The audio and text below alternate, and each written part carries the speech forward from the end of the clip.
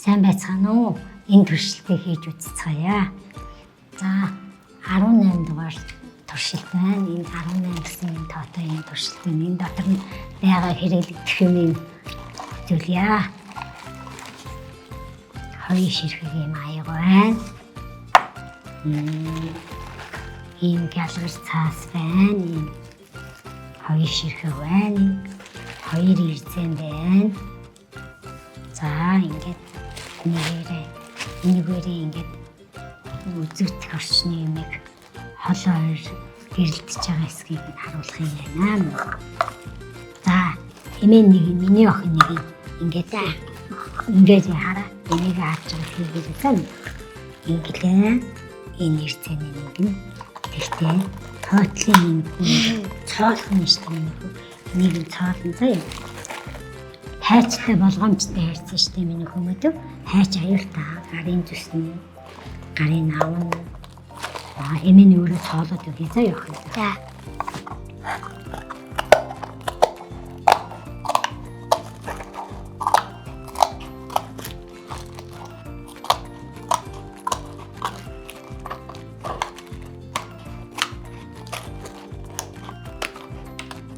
За миний охин дээр өөрийнхөө дутуу зураг зурчээ заяа.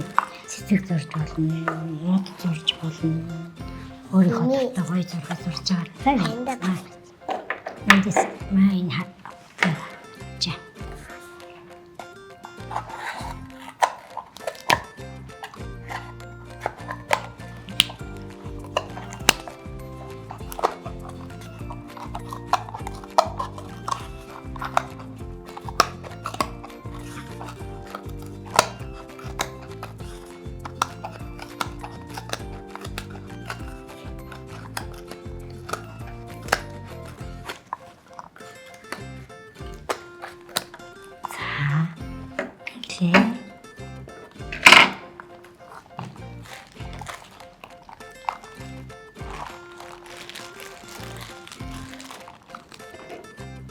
За энийг ингээд одоо ингээд энийг ингээ хайчлаад ингээд авнаа. Энэ галгар цааснуудыг ингээд хайчлаад сайхан цэвэрхэн болгоод гоё болгоно. Тэгээд орой ээж аав эмээ өвөөтэйгөө үлгэр ярьдаг хүүхдүүд энүүнийг ашиглаад үлгэр ярьж болно.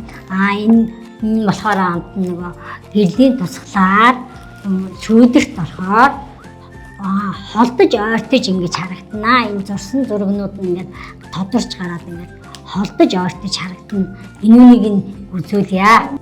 Ингэж харагддаг юм байна. Энэ дээр ямар ч зураг зураад ямар ч юм хийгээд энэ үлгэрийг зохиож болох юм байна. Үлгэр гэдэг чинь хүүхдийн оюуханыг сэргийдэг сайхан зүйл шүү дээ. Хүүхдүүд ийм хийж ингэж туршиж үзэж болох юм байна. Хамгийн гол нь энийг хийхдээ хэрэглэгдэхүүнээ сайн ашиглах юм байна шүү. Айл байжээ. Тэгээд тэр айл маань айгүй гоё байгальтай, нар тусахтаа бүр их гоё. Тэгээ гадна талдаа ингээд мал нь ингээд дандаа ингээд бэлчгэд бэлэн болоод ингээд гаднаас амар тайван амьддаг тийм нэгэн айл байсан байжээ. Тэгээд энэ ингээд миний ярьж байгаа үлгэр бол хөдөөгийн нөхцөлийн малчин айлын үлгэр байлаа.